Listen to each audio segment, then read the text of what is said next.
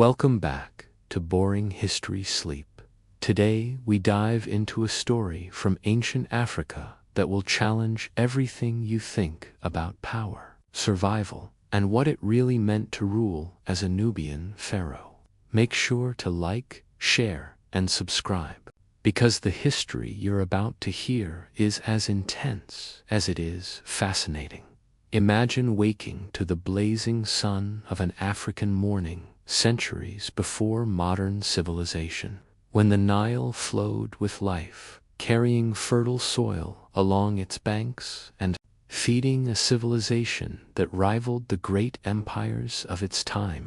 You are not just any ruler. You are a Nubian pharaoh, a descendant of the legendary Kushite kings who once crossed the desert and conquered Egypt, bringing a new dynasty to the banks of the Nile.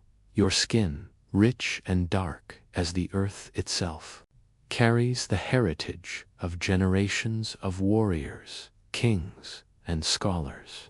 Yet today, that heritage is not just an honor, is a burden that will test the very limits of your mind, body, and spirit. You wear the crown of kings, its gold gleaming in the morning light. The Urius serpent curls across your forehead, symbol of your divine connection to the gods. Heavy jewelry presses against your neck and wrists, a reminder that power has a weight that is not just metaphorical.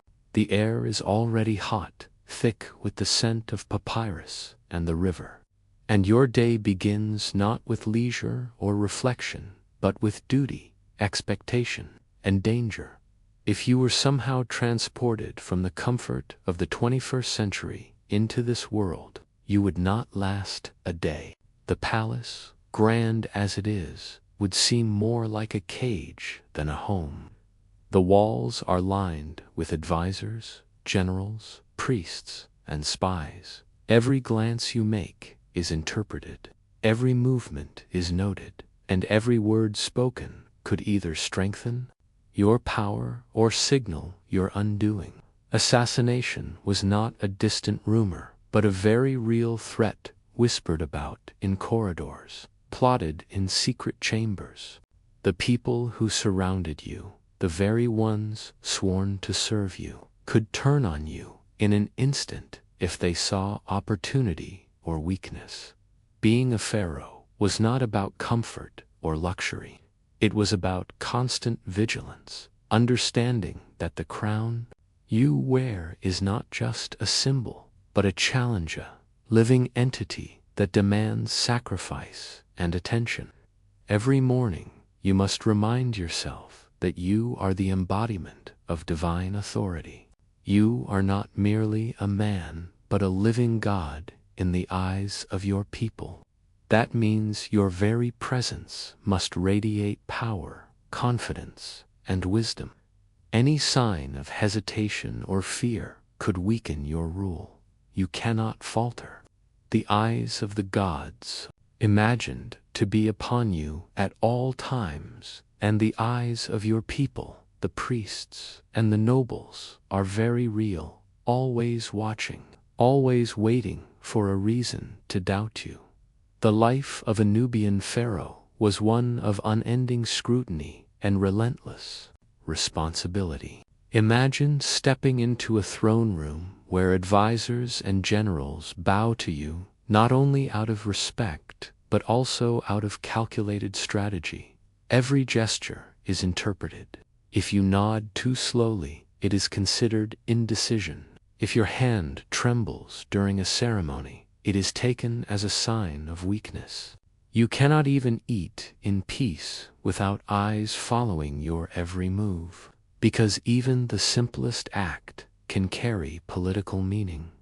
In modern times, we can retreat into privacy, lock our doors, or spend a day without seeing anyone. For a Nubian pharaoh, that was impossible. Your life is always public, always a performance, always a test. Survival required mastering not just the art of war, but the art of perception. You would need to know who to trust and when to act in. Even then, the outcome is never guaranteed.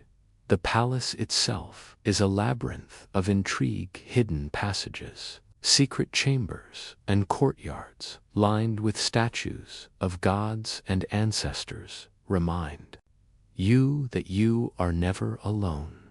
Every noble has ambitions. Every priest interprets your actions as either divine or flawed. Your generals observe you not just as a commander, but as a competitor. In this world, knowledge is power, but action defines survival. The Nubian Pharaoh is both observer and participant in a game where the rules are ever shifting. It is not enough to command armies, administer laws, or maintain wealth. You must also navigate complex networks of influence, diplomacy, and superstition. Each day begins before sunrise, with rituals to honor the gods' rituals that demand precision, memorization, and unwavering attention. The sun has barely risen when your first advisors appear, bringing news from the provinces, from generals stationed along the Nile, from merchants and foreign emissaries. They speak in whispers and measured tones, knowing that the pharaoh's temper can change the course of their lives. You must listen carefully, interpret correctly, and act decisively. Delay or indecision is dangerous. Mistakes are fatal. Even the air of the palace, perfumed with incense and cooled by flowing water, cannot mask the tension that hangs in every hall. Outside the palace, the Nile flows steadily, indifferent to human ambition, carrying ships of trade and vessels of war. The fertile land nourishes your people, but it also demands constant attention. Floods or droughts could spark famine, unrest, or rebellion.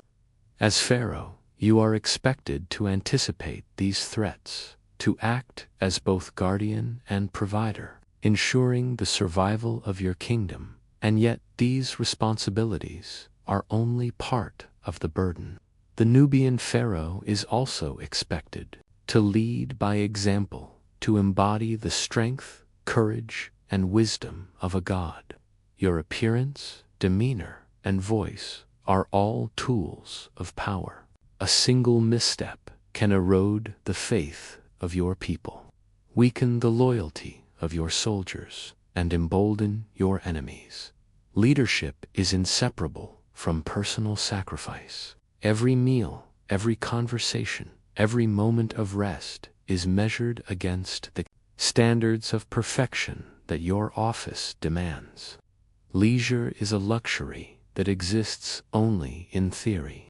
Even the arts and culture which you patronize and celebrate are not for enjoyment alone. They are symbols of your power, demonstrating that your reign is prosperous, sophisticated, and divinely sanctioned. Failure in these domains is not simply personal, it is political. Every mistake echoes through the corridors of power, reaching the ears of those who would seize an opportunity. And while you navigate the intricate webs of politics, the dangers of the outside world loom ever-present. Trading tribes, rebellious provinces, foreign powers. Saul, watch your kingdom and calculate their moves. As Pharaoh, you must be aware of every military threat, every alliance, every whisper of discontent.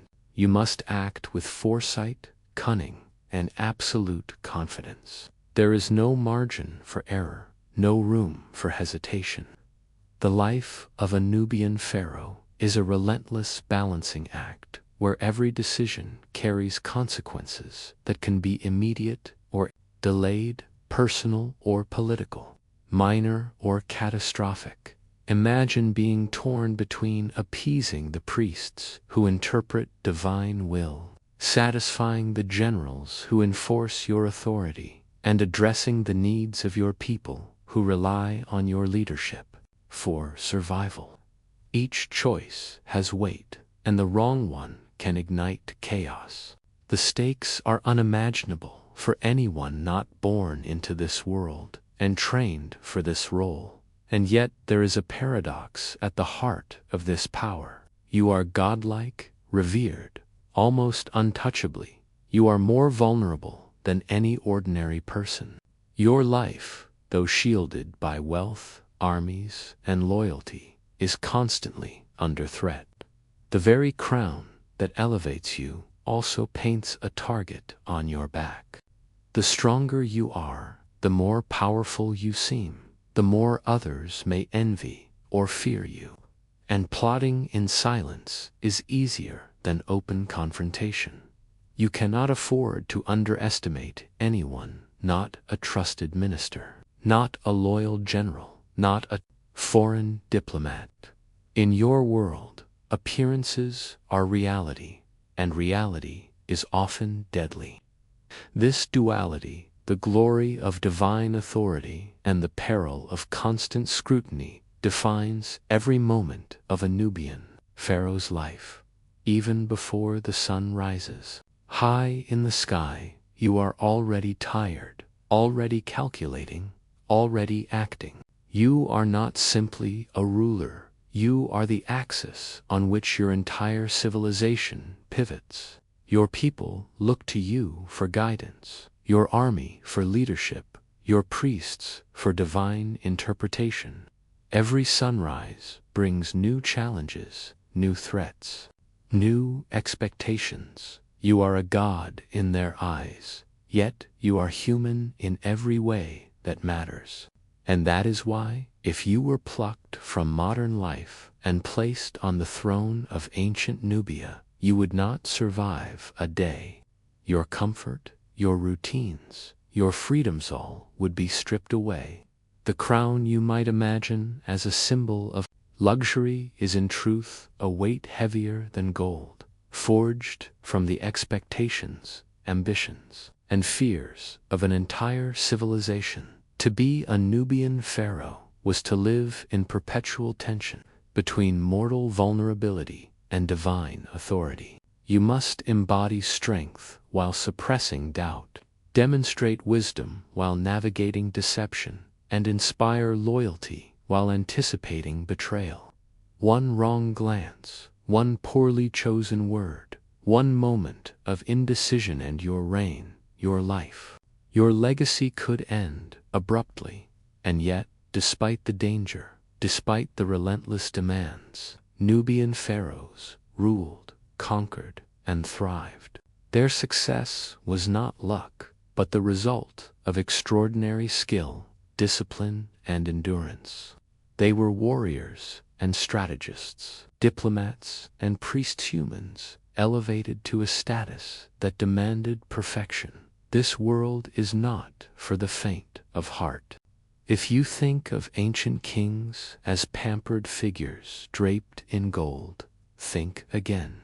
Their lives were a crucible of fire, forging resilience, intellect, and courage in equal measure.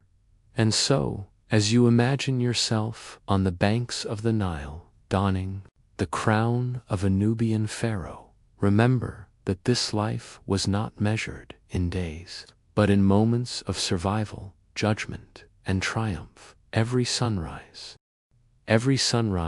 tested them, every sunset preserved their legacy, and every decision shaped the destiny of entire civilizations. You would not last a day, not because you lack intelligence or courage, but because the world they inhabited demanded a level of vigilance, sacrifice, and mastery that modern life can barely conceive. The palace walls, the rituals, the battles, the politics formed a reality so exacting that only the most extraordinary could endure. And that is the first truth of life as a Nubian pharaoh. Power is not freedom. It is responsibility. It is not luxury. It is trial. It is not glory alone, but glory tempered with danger. Perfection demanded, and mortal endurance tested at every moment. To rule as a Nubian pharaoh was to live on the knife's edge, and to survive was itself an achievement worthy of legend. Survival in the world of a Nubian pharaoh was never a matter of comfort, luxury, or ceremony alone. It was a test of body, mind, and spirit, and one of the greatest demands placed upon a pharaoh was the expectation that he be a warrior as much as he was a ruler. Imagine the African sun beating down relentlessly, the heat rising from the golden sands and reflecting off the waters of the Nile. Before you can even think of sitting on your throne, before the advisors have whispered the news of distant provinces, or the priests have begun their sacred rituals, you are expected to embody strength, endurance, and the kind of physical prowess that inspires awe in your soldiers and fear in your enemies. Unlike kings in some parts of the world, who might delegate battle entirely to generals, Nubian pharaohs were expected to lead from the front. The 25th dynasty, often called the Nubian dynasty, was born from a culture that valued martial skill as much as wisdom. These kings had crossed deserts, weathered the complex politics of Egypt, and led armies into battle not as figureheads, but as generals whose very presence could turn the tide of war. Now, imagine yourself in this role. You are mounted on a powerful horse, or walking into the dust-choked battlefield. The heat presses down on your skin like a tangible weight. You are clad in ceremonial armor, yes, but armor that must also allow movement, that must protect you from arrows, spears, and the ever-present threat of ambush. Your weapons are an extension of your will: the spear, the bow, the sword, each one requiring strength, precision, and practice honed over years of training. You are not allowed the indulgence of weakness, because the soldiers behind you are watching. Every move, every stance, every command must radiate authority and competence. Hesitation or error can shatter morale and invite disaster. The battlefield is chaos incarnate. Dust swirls in the air. The scent of sweat and blood mixes with the earthy smell of the Nile mud. War cries echo across the plains. Your army relies on you to make split-second decisions: when to advance, when to retreat, when to flank, when to hold. You must read not only the terrain, but the intentions of your enemy, the fatigue of your soldiers, the morale of your troops. One miscalculation could mean death for you and hundreds under your command. And yet the physical demand is only one part of this ordeal. You must endure the sun's heat without complaint, walk or ride for miles, carry weapons and shields that weigh heavily on your body, and remain alert even when exhaustion threatens to overwhelm your senses. The nights offer no respite. Scouts return with intelligence that may demand immediate action. A river crossing, assumed safe, may have been sabotaged. A neighboring tribe may have shifted allegiances. As Pharaoh, your presence is required not just for command, but to inspire courage. Soldiers must see you as invincible even when fatigue gnaws at your body and your muscles scream for rest. Your endurance is a living testament to your authority. Imagine the morning after a long night. On the battlefield, your body aches, bruises mark your skin, and yet there is no time for healing. The kingdom expects action. Letters must be written, decisions must be made, and the army must be mobilized for new threats. A Nubian pharaoh's life was a cycle of movement, strategy, and vigilance, punctuated only by brief, fleeting moments of rest. And the expectations did not stop at physical prowess or battlefield command. Nubian kings were also masters of strategy. You must know not only how to wield a weapon, but how to deploy armies, how to organize logistics, how to fortify cities, and how to interpret the intentions of rivals and allies alike. The knowledge of the terrain, the climate, and the habits of neighboring tribes was as crucial as the ability to swing a sword. You are not simply a warrior, you are a strategist whose decisions ripple across miles, across time, affecting the lives of thousands and the fate of kingdoms. Every move is calculated, but the unpredictability of war is always present. Ambushes, betrayal, disease, and famine are constants, and the Pharaoh bears responsibility for mitigating these threats. Imagine having to cross the Nile with your army, ensuring that your soldiers remain hydrated, their morale intact, their weapons ready, while also watching the enemy who may be waiting downstream with a deadly trap. Every step carries risk, and every misstep can be fatal. Even training was relentless. A Nubian pharaoh was not born fully prepared. He was molded through rigorous physical regimens, battle simulations, hunting expeditions, and exercises in strategy. Hunting, for example, was not merely sport but preparation. Tracking animals across harsh terrain honed endurance, precision, and patience. Chasing lions or elephants was dangerous. Yes, but it taught the king how to assess threats, how to react instinctively under pressure, and how to remain calm when confronted with life or death situations. These skills translated directly to the battlefield, where the pharaoh had to assess constantly shifting scenarios and act decisively. And even beyond personal skill, you must command loyalty. The soldiers you lead are not mere automatons. They are humans with their own fears, ambitions, and desires. You must inspire them to follow you into danger, to trust your judgment, and to fight with unwavering commitment. Authority alone is insufficient.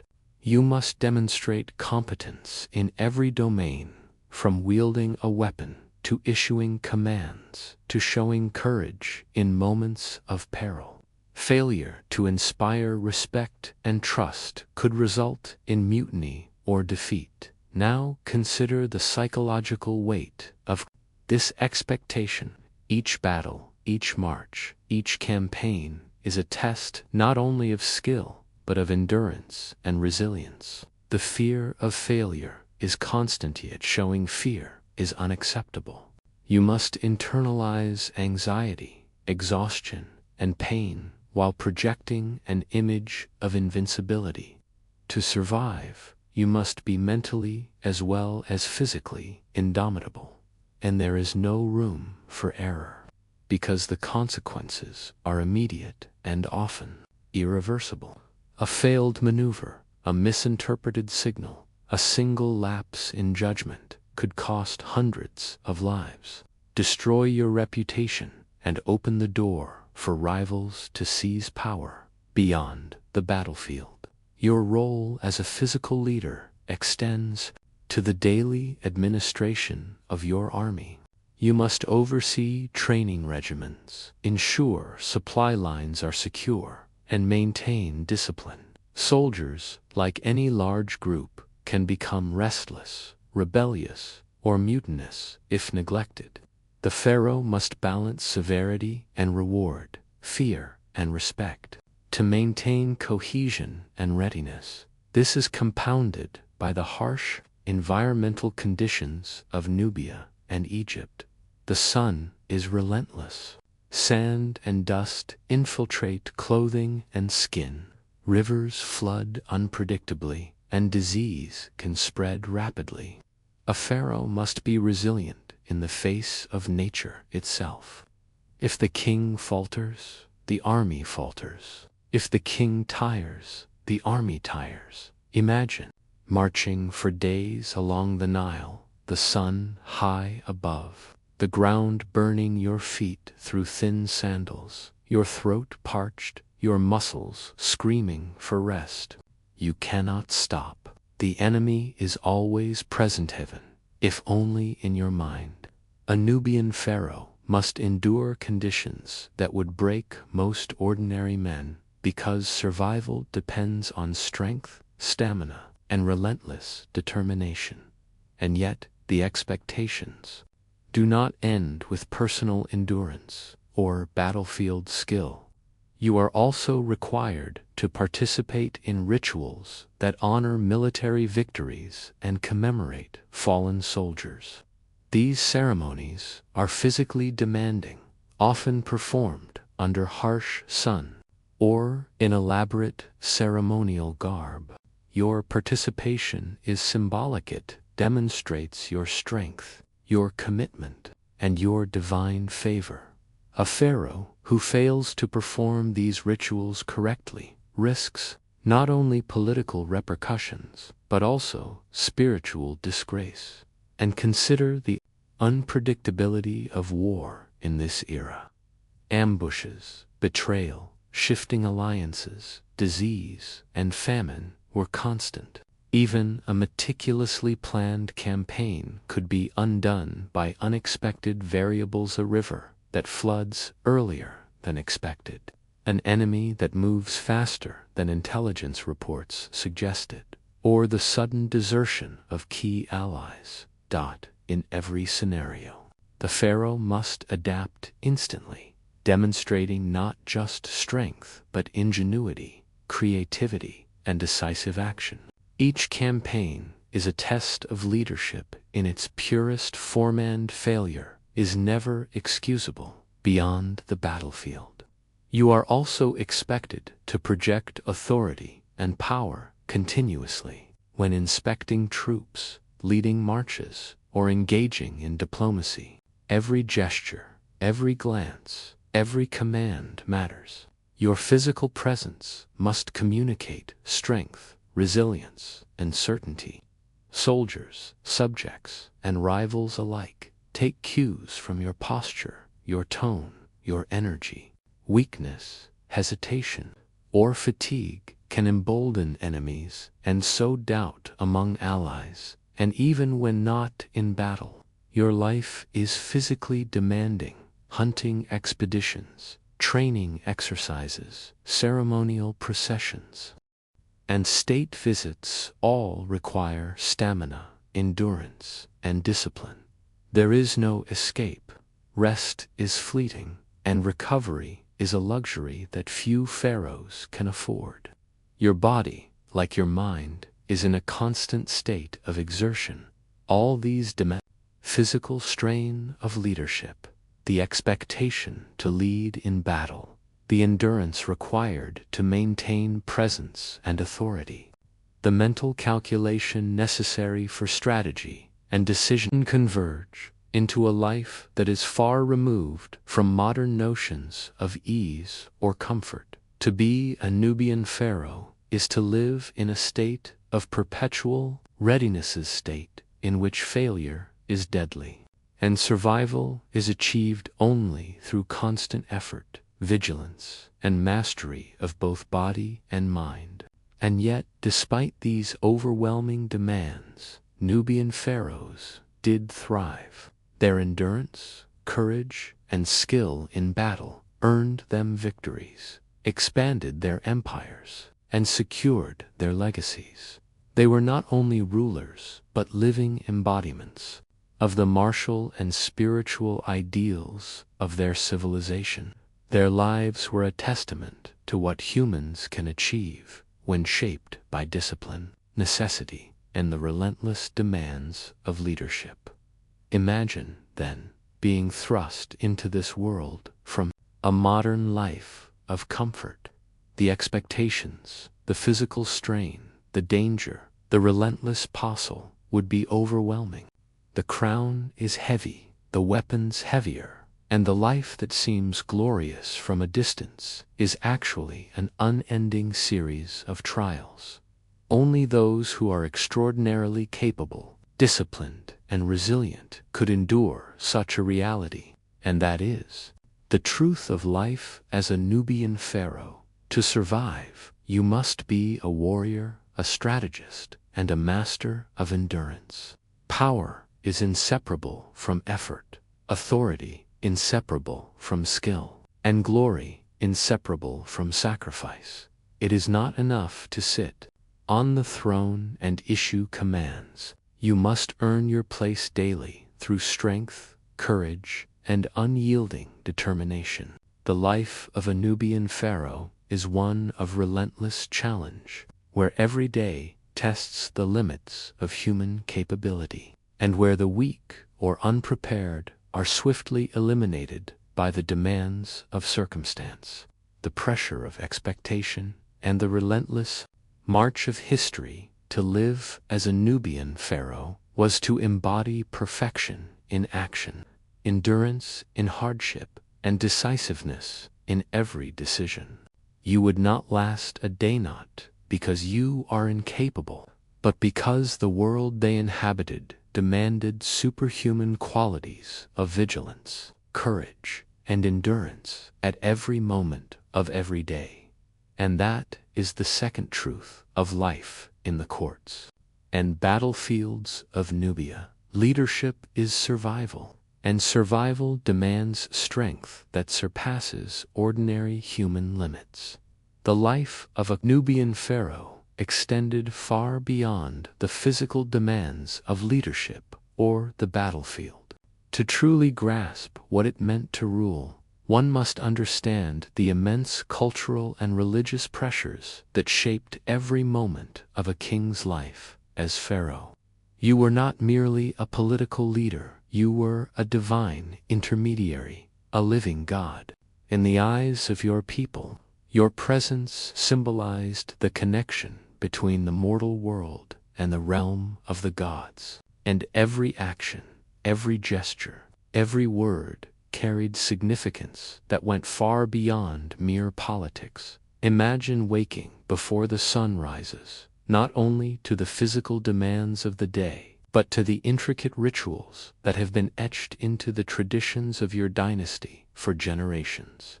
These ceremonies were not optional performances. They were obligations, sacred duties that linked the prosperity of your kingdom to your personal conduct. Your subjects, your priests, and even foreign observers scrutinized these rituals for signs of favor or disfavor from the divine. A Nubian pharaoh's morning often began with purification rituals. Before stepping into public view, you must bathe in sacred waters, anoint your body with oils infused with herbs, and wear specific garments that reflected both your status and your divine role.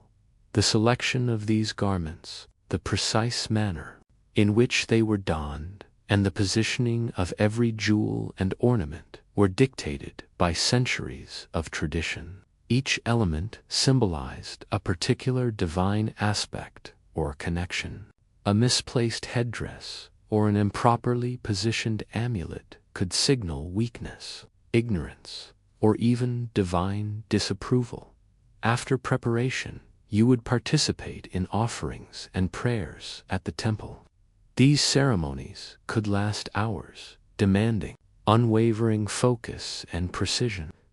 The recitation of prayers, the positioning of your hands, the presentation of gifts to the god Zal had to be flawless. A Nubian pharaoh could not afford error, because even minor mistakes could be interpreted by priests as signs that the king had fallen out of favor with the divine.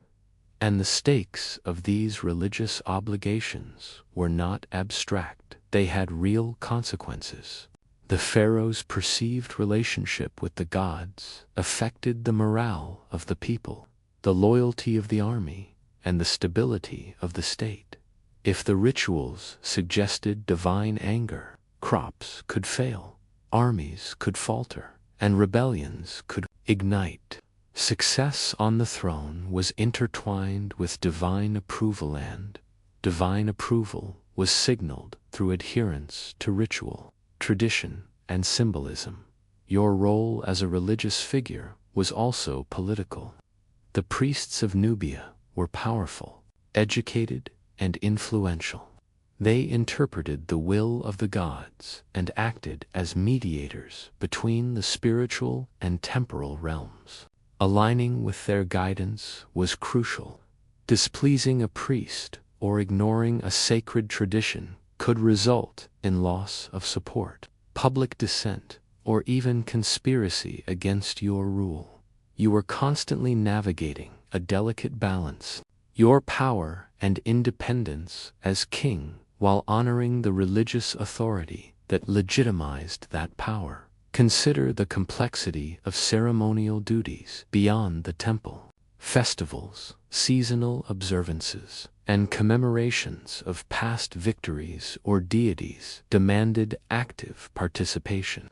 You were expected to appear in public, lead processions, make offerings, and speak words imbued with religious significance. Every movement was symbolic, every action a statement of authority, piety, and divine favor.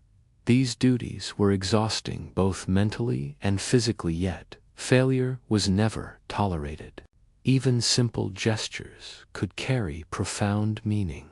For instance, raising a scepter in the wrong way, bowing incorrectly, or mispronouncing a sacred phrase could undermine your authority in the eyes of both gods and people. Beyond ceremonial duties, your role demanded mastery of religious knowledge. The pharaoh was expected to understand myths, histories, prophecies, and sacred texts. You needed to counsel priests, debate interpretations, and make judgments based on both spiritual and practical considerations. A Nubian pharaoh who ignored or misunderstood religious guidance risked public perception as incompetent or imp. Your connection to the divine extended to everyday governance.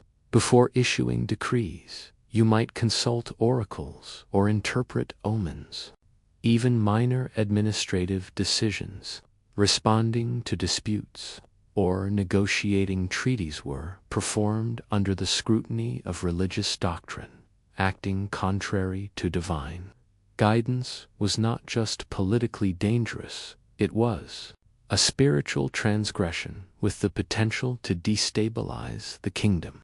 The pharaoh was a living embodiment of cosmic order, and every failure in judgment could ripple across society, creating unrest, famine, or civil strife. The pressure of embodying divinity was relentless. Even in private, the pharaoh could not escape scrutiny. Courtiers, advisors, and the royal family observed conduct closely, measuring whether behavior matched the divine image expected of a ruler.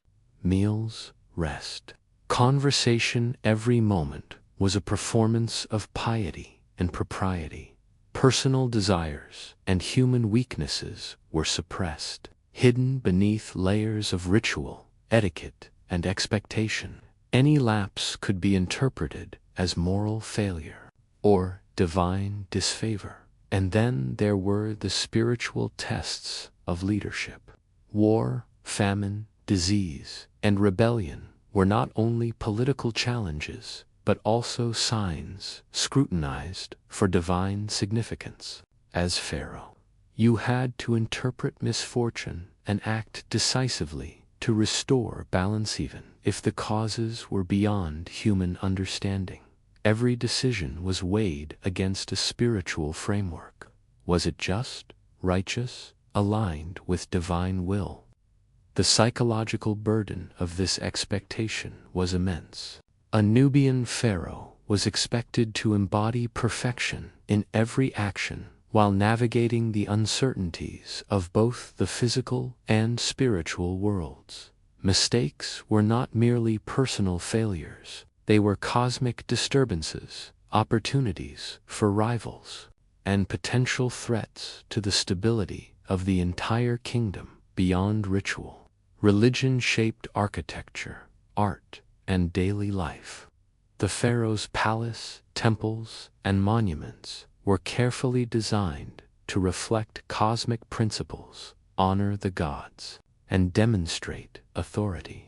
You were expected to oversee the construction of these structures, ensure their alignment with sacred guidelines, and participate in the rituals that sanctified them. Every stone placed, every hieroglyph carved, every statue erected was a testament to your piety, your wisdom, and your right to rule. The pharaoh's knowledge of culture was also crucial in diplomacy. When interacting with foreign emissaries, neighboring kings, or trade partners, you needed to convey sophistication, divine favor, and legitimacy. Ceremonial display was a form of communication signaling power, respect, and religious alignment. A misstep in protocol could be perceived as weakness, opening the door for exploitation or aggression.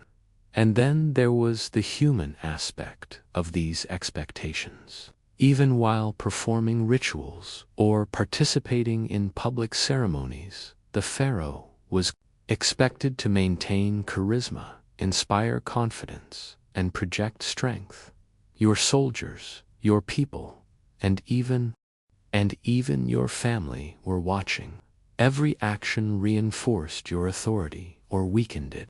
You could not afford fatigue, distraction, or error. Physical, mental, and spiritual endurance were inseparable. The demands extended to education as well.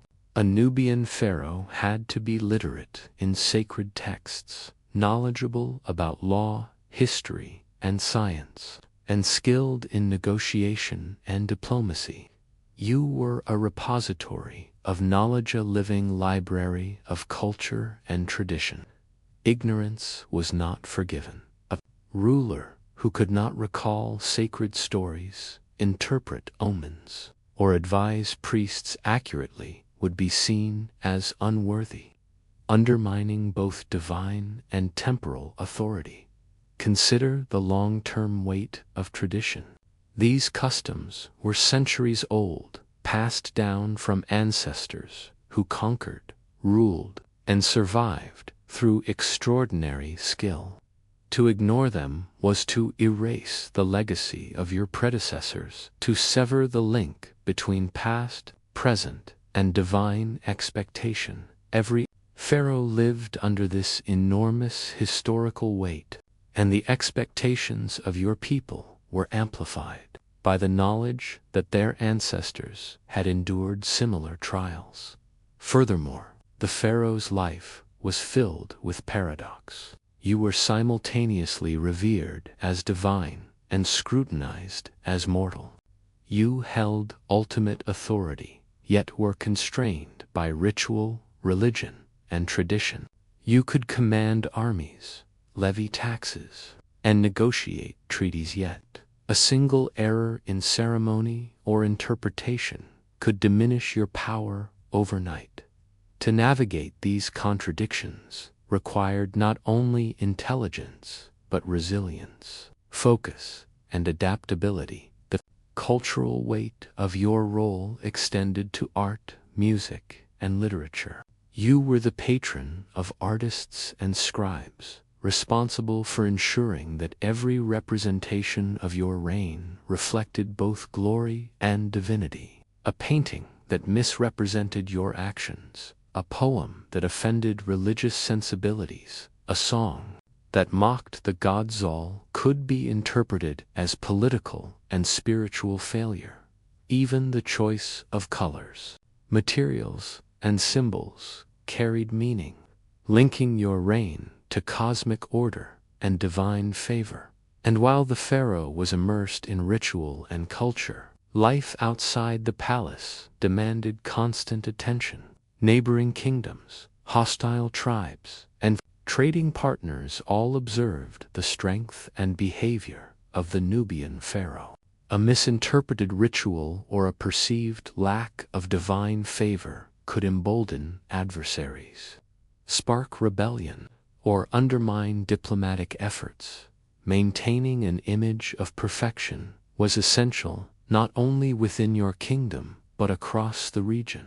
The constant scrutiny, the weight of tradition, the expectations of priests, generals, and subjects created a life in which failure was always a threat and success was never guaranteed. Each day demanded flawless execution of ritual, governance, military readiness, and cultural stewardship. The pharaoh could not retreat from these duties, for to do so would be to invite chaos, divine wrath, and the collapse of everything you were sworn to protect. So was to invite disorder, disrespect, and chaos. And yet, despite the overwhelming pressure, Nubian pharaohs did flourish. Their ability to navigate these demands, ritual culture, religion, and politics, allowed them to expand empires, forge alliances, and leave enduring legacies. Their lives demonstrate an extraordinary combination of spiritual awareness, intellectual capacity, and practical wisdom. Being a Nubian pharaoh required a total commitment of mind, body, and spirit. It was not a role that allowed error or indulgence. Every day was a test of endurance, knowledge, and composure.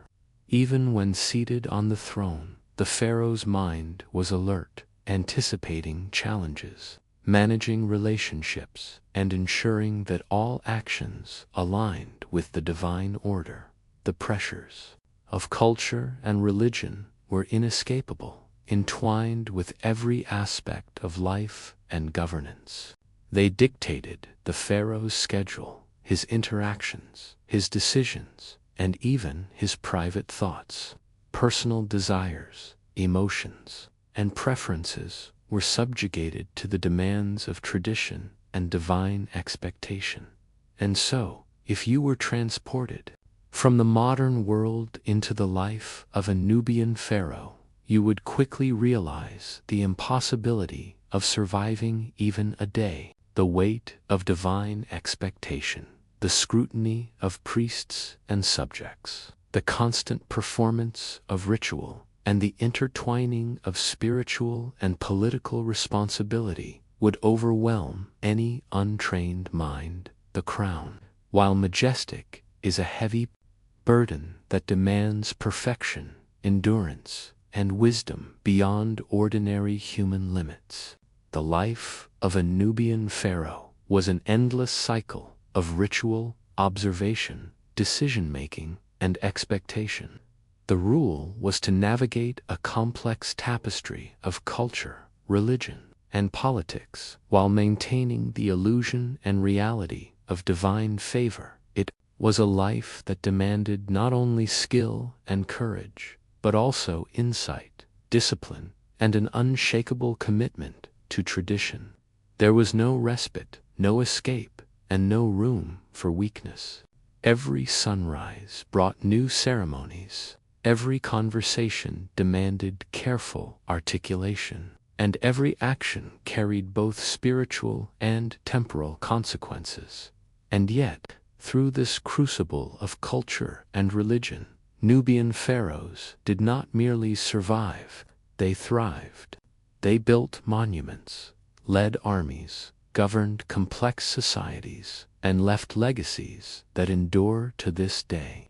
Their ability to embody divinity, navigate ritual, and maintain authority in the face of constant scrutiny is a testament to human resilience, ingenuity, and discipline. To step into the life of a Nubian pharaoh is to step into a world in which culture, religion, and duty are inseparable, where every action has profound meaning, and where failure is never tolerated. Survival required mastery of ceremony, knowledge of sacred traditions, skill in diplomacy, and the ability to maintain unwavering composure under pressure. It is a life that few could endure, a life in which the Pharaoh was constantly tested, and a life that demands both reverence and awe from anyone who imagines it. And that is the third truth of the Nubian Pharaoh's world. To rule is to embody divinity, to honor tradition, and to navigate the immense pressures of culture and religion without faltering every single day. The life of a Nubian pharaoh was a balancing act unlike any modern conception of leadership. Beyond the weight of physical endurance and the relentless demands of religious ritual, the pharaoh was tasked with the delicate and dangerous business of governing a kingdom. This was not merely a matter of issuing commands or delegating responsibility. It was a life-consuming endeavor requiring knowledge, foresight, diplomacy, and an ability to anticipate the unpredictable turns of fate. Imagine beginning a day not in comfort, but with a heavy burden of responsibility pressing on your shoulders. The Nile runs through your kingdom, lifeblood of your people, source of fertility, commerce, and sustenance. Yet it is also unpredictable, capricious, and potentially destructive. A flood that comes too early or too late can ruin crops, leaving the population hungry and vulnerable to disease. A drought can spark rebellion as desperate people turn against authority. As Pharaoh, you must monitor these patterns, consult with priests and advisors, and make decisions that will influence not just immediate survival, but the prosperity of generations. You are expected to understand the land as intimately as you understand your own body, knowing where to cultivate, where to fortify, and where to trade. Each province under your control has its own local leaders, customs, and loyalties. Some are loyal to you, others skeptical, and a few openly hostile. You must manage these relationships delicately, distributing favors and punishments in a way that maintains unity without showing weakness. A miscalculated decree in one province can cascade into rebellion in another. Diplomacy is not optional, it is survival. Envoys and ambassadors arrive regularly from neighboring kingdoms, each with their own agendas, subtle threats, and opportunities for alliance. A pharaoh must negotiate treaties, secure trade, and manage threats without revealing vulnerability.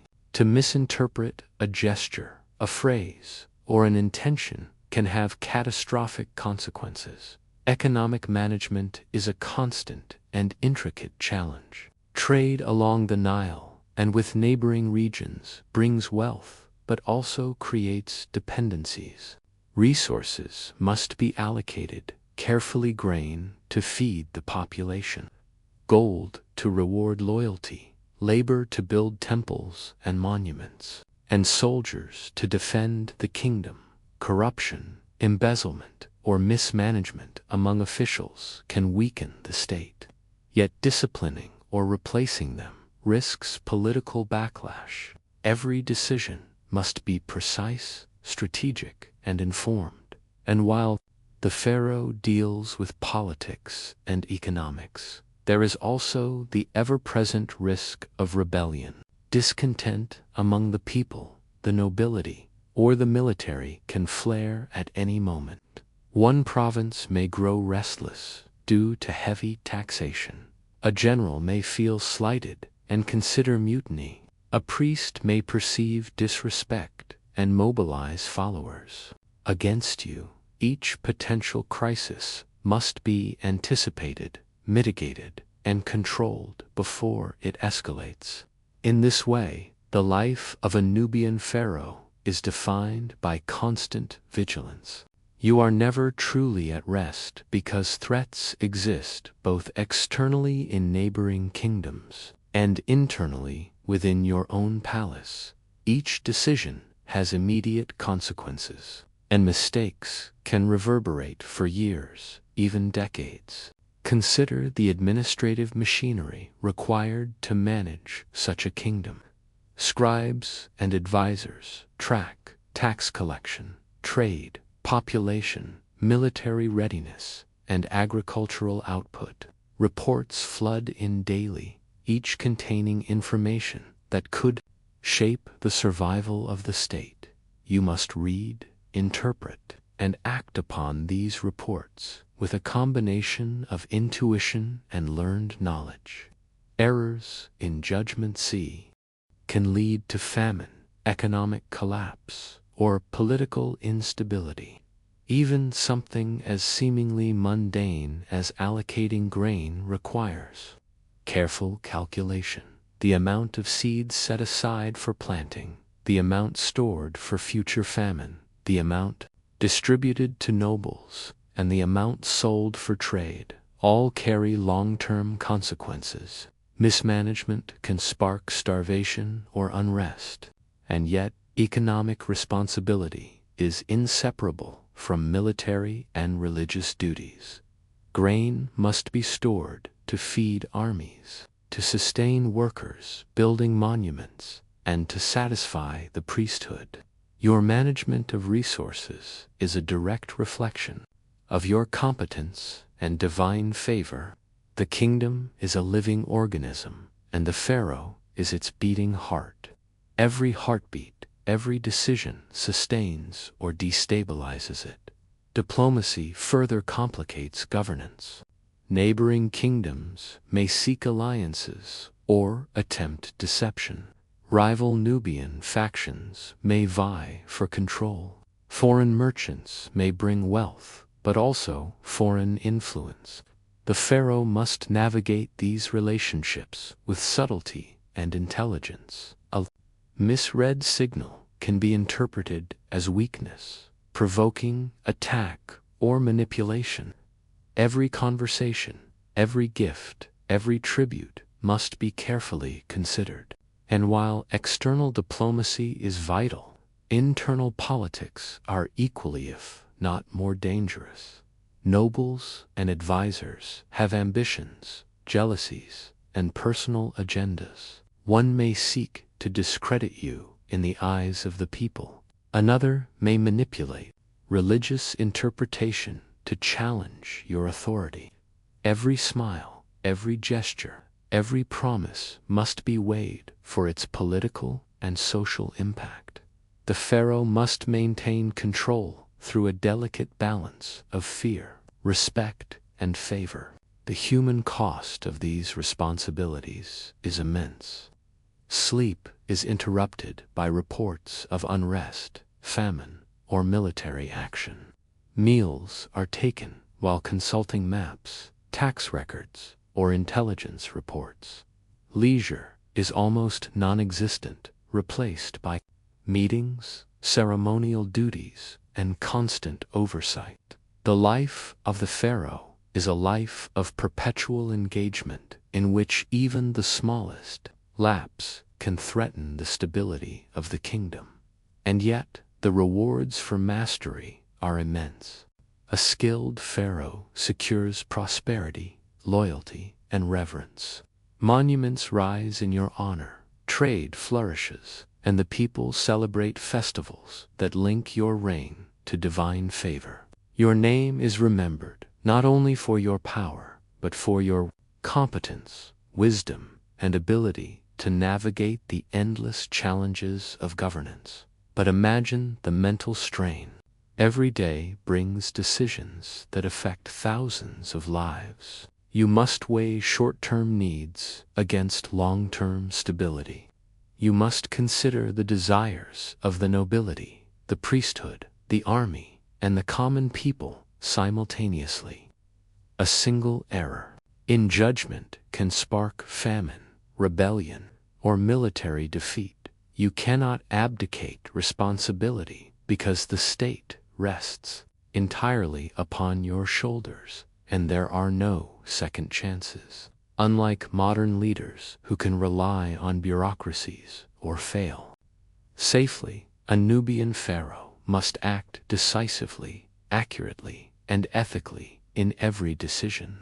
To hesitate is to invite disaster, and even as you manage these enormous responsibilities, you must maintain the illusion of divine favor. Public perception is everything. A pharaoh who appears indecisive, fatigued, or disconnected risks losing authority. The people must see you as capable, wise, and favored by the gods. Every decree, every appearance, every speech must reinforce this perception.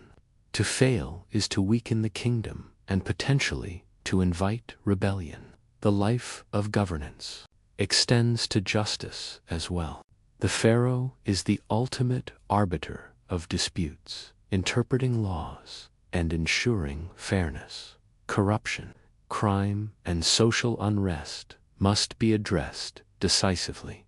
But justice is never simple. Local customs, religious mandates, and political pressures all influence what is considered fair. Balancing these factors requires not only intellect, but diplomacy and foresight. The pharaoh's ability to govern effectively is a reflection of personal discipline, endurance, and insight.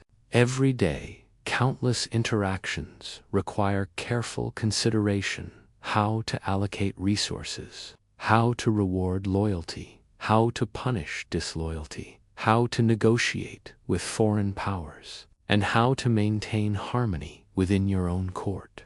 Failure in any of these domains can threaten your reign.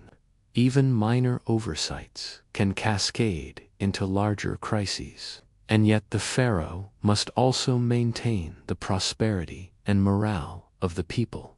Festivals, harvest celebrations, and public ceremonies reinforce loyalty and cultural cohesion. You must preside over these events, ensuring that your people perceive abundance, fairness, and divine favor. A pharaoh who neglects this aspect risks alienating the population, which can destabilize even the strongest armies or most fortified cities. Managing trade is another constant concern. Nubia's wealth relied on trade with Egypt, neighboring African kingdoms, and distant lands. Goods, precious metals, and resources flowed along the Nile and across deserts. A pharaoh had to ensure that trade agreements were honored, that supply chains remained secure, and that merchants remained loyal. Failure in these economic matters could weaken the kingdom, reduce military readiness, and diminish public confidence. Military readiness, of course, is inseparable from governance. The pharaoh must ensure that armies are trained, equipped, and supplied. Borders must be defended, fortresses maintained, and troops motivated. Every economic decision affects the military. A shortage of food or pay could result in desertion. Poorly maintained infrastructure could weaken defenses. Mismanaged alliances could leave the kingdom vulnerable, and the stakes are high. Rebellion, invasion, famine, or civil unrest are never hypothetical. They are constant threats that demand vigilance, foresight, and rapid, decisive action. The pharaoh cannot ignore them, even for a single day. To govern as a Nubian pharaoh is to live in a state of perpetual calculation, where every action, every word, and every decision carries consequences. You are simultaneously judge, administrator, diplomat, and commander. You must consider not only what is right, but what is practical, strategic, and aligned with the broader interests of your kingdom. And in the midst of this, the human element cannot be ignored. Advisors, generals, priests, and nobles all have their own ambitions, fears, and loyalties. To govern successfully, you must anticipate their actions, understand their motivations, and navigate their influence without alienating allies or empowering rivals. Every relationship is a test of perception, skill, and insight. And yet, despite these enormous pressures, Nubian pharaohs did govern successfully, leaving behind legacies that endured for centuries. They built prosperous cities, maintained powerful armies, and forged alliances that strengthened their empires. They managed complex economies, sustained cultural traditions, and ensured that the kingdom remained a center of power in Africa and beyond.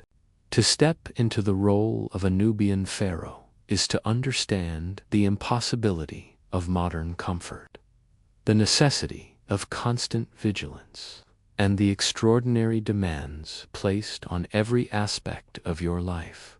Power was inseparable from responsibility, prosperity inseparable from skill, and survival inseparable from wisdom. One misstep could unravel years of careful governance, while a single inspired decision could elevate the kingdom to unprecedented heights.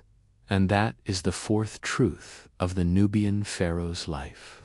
Governance was a relentless, unending challenge, requiring mastery of economics, diplomacy, military oversight, and social cohesion, all while projecting the authority and divine favor that legitimized every action.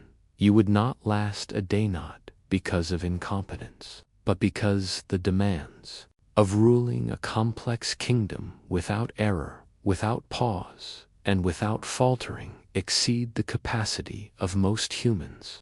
The pharaoh's life is a constant negotiation between human limitation and divine expectation, and only the extraordinary could endure it.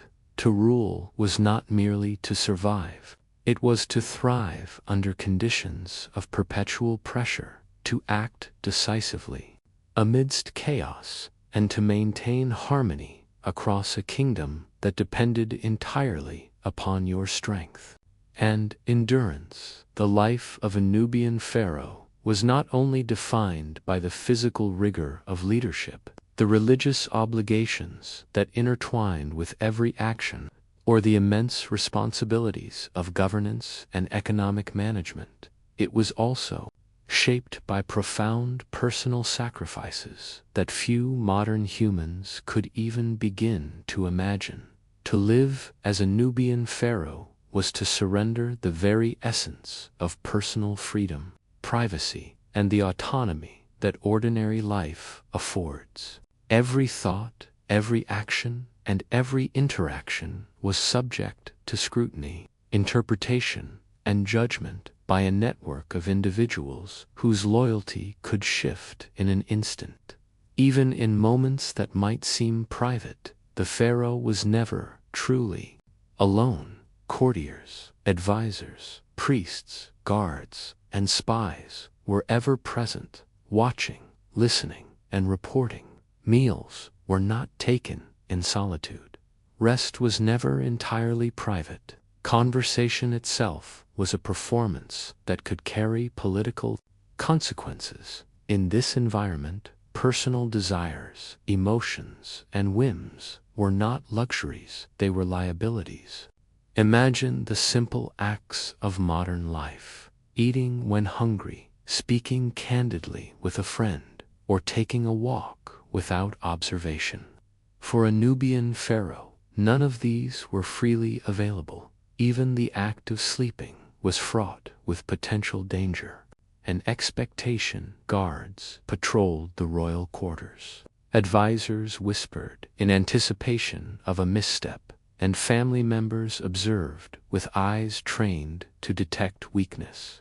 The bedchamber, which might be a place of refuge in another life, was transformed into a stage of power, surveillance, and ritual. You could not allow yourself to be vulnerable in any sense, because vulnerability could be interpreted as incompetence, divine disfavor, or weakness that rivals might exploit. And yet the emotional and psychological demands were as significant as the practical restrictions. The pharaoh was expected to embody perfection in every moment, to demonstrate wisdom, courage, piety, and authority without pause. There was no allowance for human imperfection, no margin for error, and no reprieve from the constant pressure to be both mortal and divine.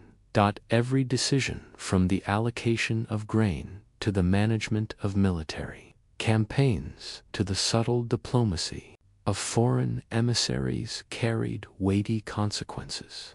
A single lapse could lead to rebellion, famine, or even death.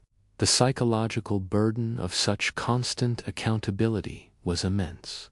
You could not step away from responsibility. You could not defer judgment, and you could not ignore the expectations of your people, your army, or the gods.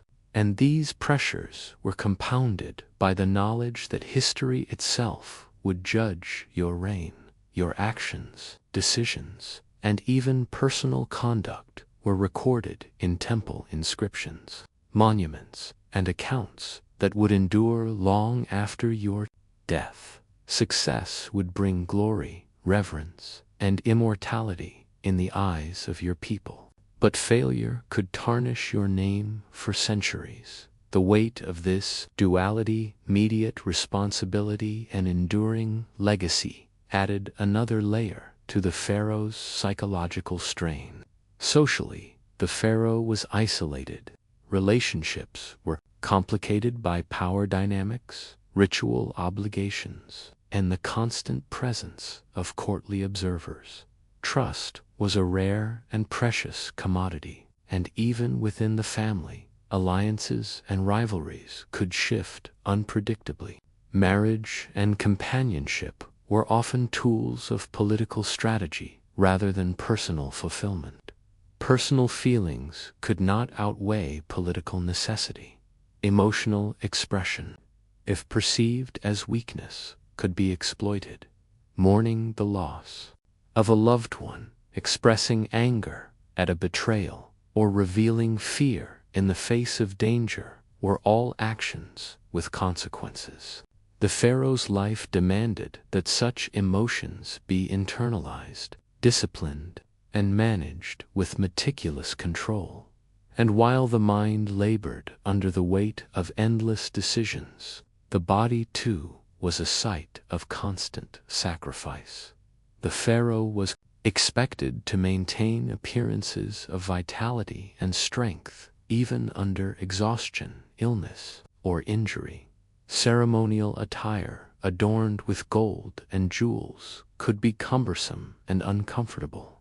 Yet removing them or failing to appear appropriately was unthinkable.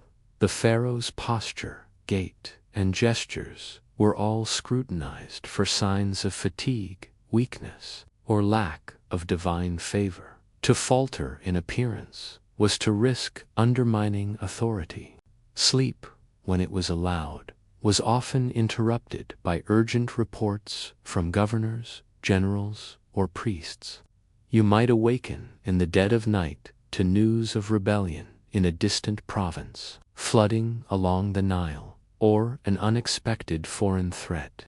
Moment required immediate judgment, and there was no opportunity to defer responsibility or seek comfort. The cycle of exhaustion, vigilance, and decision-making was relentless, unending, and inescapable. And yet, the psychological burden extended far beyond fatigue. The pharaoh was expected to reconcile the contradictions of divinity and mortality, power and vulnerability, authority and human emotion. You were godlike in the eyes of your people, yet entirely human.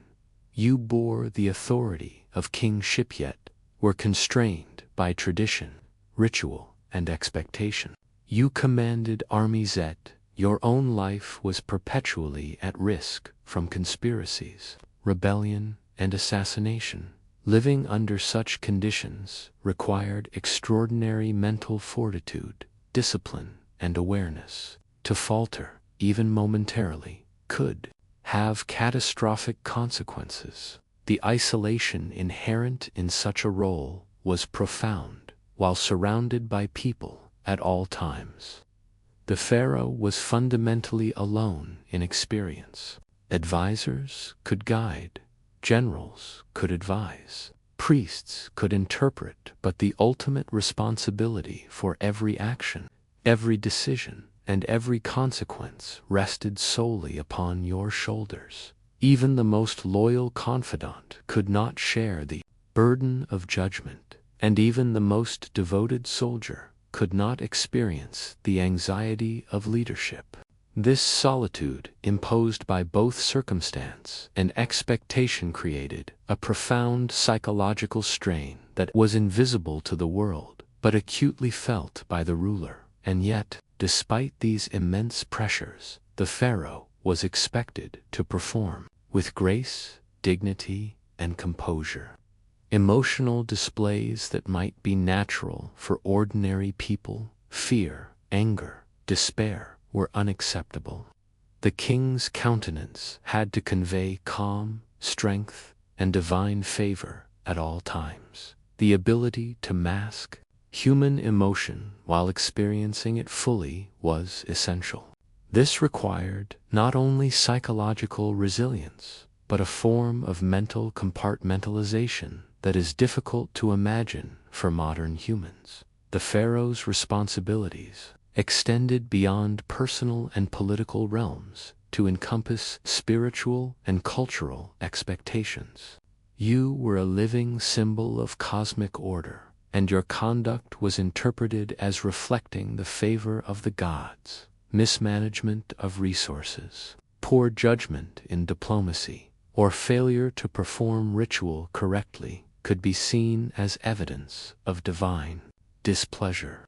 The weight of this interpretation added layers of anxiety and pressure to an already overwhelming set of duties. Even leisure, when permitted, was fraught with obligation. Hunting, music, poetry, and celebration were not purely for enjoyment. They were expected to demonstrate vitality, skill, cultural refinement, and divine favor. Any misstep could be interpreted as personal weakness or failure.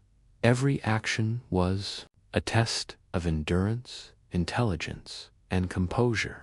And in moments of private reflection, the pharaoh had to wrestle with existential questions that few outside the royal court could comprehend. How could one maintain justice, mercy, and authority simultaneously? How could one satisfy the demands of the gods, the people, and the court? How could one ensure survival, legacy, and divine favor in a world fraught with unpredictability and danger? These questions were never theoretical. They were immediate, practical, and potentially life-threatening. The mental strain of constant vigilance, responsibility, and self-discipline was compounded by the knowledge that one's every success and failure would be recorded in stone, remembered for generations, and interpreted by priests, scholars, and future rulers. Even the way the pharaoh slept, ate, walked, and spoke could be memorialized and scrutinized long after death. This knowledge amplified the psychological burden, as the ruler's life was simultaneously immediate and eternal. Family life was equally complicated. Relationships were strategic. Marriages arranged for alliance rather than love, and personal attachments could be sources of both strength and vulnerability. Children, siblings, and spouses could be manipulated by political rivals, and the emotional cost of managing these relationships while maintaining the image of a godlike ruler was immense. The pharaoh could never fully relax, even among family, because the personal and political were always entwined, and in moments of illness, injury, or doubt, the pharaoh could not simply step away. The machinery of the state depended entirely on the ruler's presence and decision-making. Delegation was limited, as true authority resided in the king. Advisors could offer counsel, generals could act, priests could interpret, but the final responsibility was inescapable. Even a minor error in judgment could have cascading consequences. Imagine the psychological pressure of constant surveillance. Guards observed every movement, spies reported every interaction, and even seemingly innocuous conversations could carry weighty implications. The pharaoh had to maintain composure while remaining constantly aware of potential threats. Real or imagined trust was a precious commodity, rarely freely given on. Even among the closest confidants, suspicion had to be maintained. And yet, despite this relentless pressure, pharaohs endured, often thriving under circumstances that would break ordinary humans. Their ability to navigate psychological strain, maintain composure, and perform flawlessly under scrutiny was extraordinary. They were trained from youth to master not only physical skill, ritual precision, and political strategy, but also mental and emotional discipline. The pharaoh's life demonstrates the remarkable capacity of humans to adapt, endure, and even excel under conditions of extreme expectation. Personal sacrifice extended to freedom itself. You could not wander freely, speak freely, or act without consideration of consequence. Even thoughts, when expressed in conversation, were subject to interpretation. Your body, mind, and spirit were instruments of rule, always on display, always subject to the scrutiny of the court, the people, and the gods. Leisure, intimacy, and personal comfort were subordinate to duty. Even the simplest pleasures, sleeping or walking, were bounded by ritual and observation. And while the world outside the palace might have seemed vibrant and alive, the pharaoh's life within it was a world of constant responsibility and subtle surveillance. Every action had purpose, every gesture was symbolic, and every decision carried weight. And so, if you were transported from modern life into the world of a Nubian pharaoh, you would quickly realize the impossibility of ordinary human existence. In such a role, the demands of leadership, the expectations of divinity, the pressures of governance, and the scrutiny of advisors, priests, and family create a life in which personal autonomy is nearly non-existent. The mental and emotional strain. Unlike rulers in some civilizations who could delegate most burdens to advisors or generals, Nubian pharaohs bore the weight of their entire kingdom upon their shoulders. Imagine a day that begins before dawn with the heat of the Nubian sun, not yet risen but already pressing down in anticipation, even in the darkness. You are awake because responsibility begins before the world stirs. The first tasks are those of ritual purification. You cleanse yourself in sacred waters, anoint your body with oils, and adorn yourself with ceremonial attire that is both symbolic and restrictive. These rituals, while meant to honor the gods, are also tests of focus, endurance, and precision.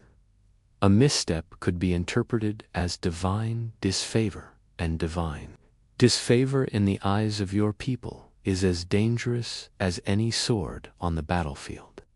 No other human role demands such a constant intertwining of personal discipline with cosmic consequence.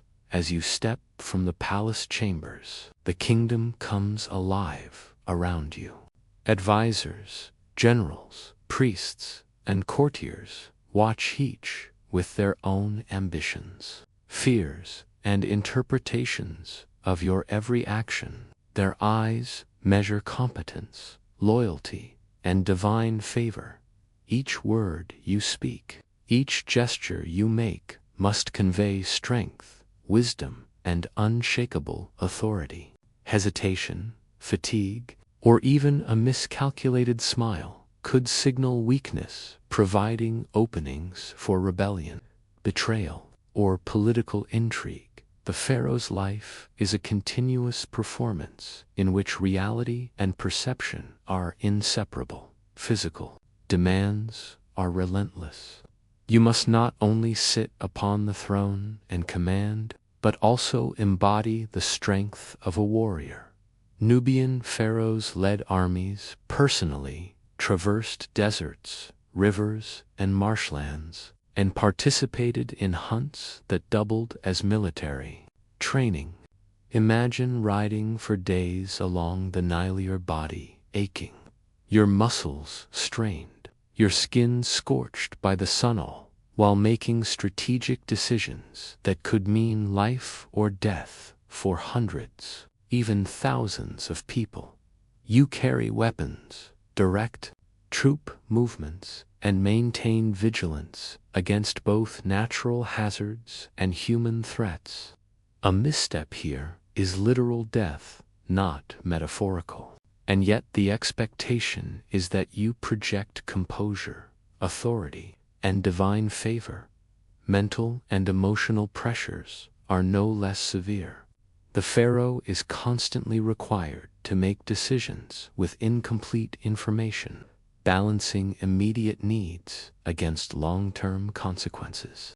Famine in one region must be addressed without undermining military campaigns elsewhere. Rebellions must be quelled while maintaining the appearance of justice and fairness.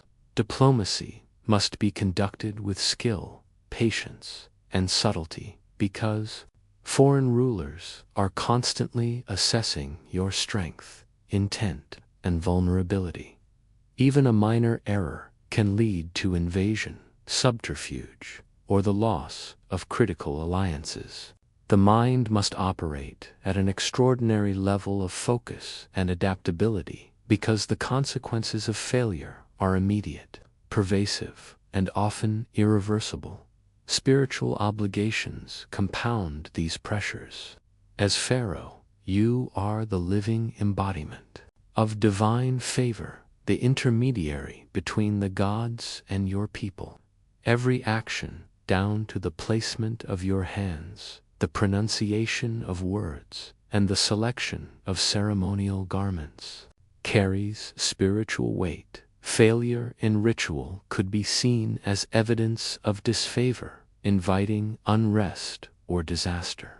You are expected to internalize these expectations, embodying perfection in every aspect of your existence.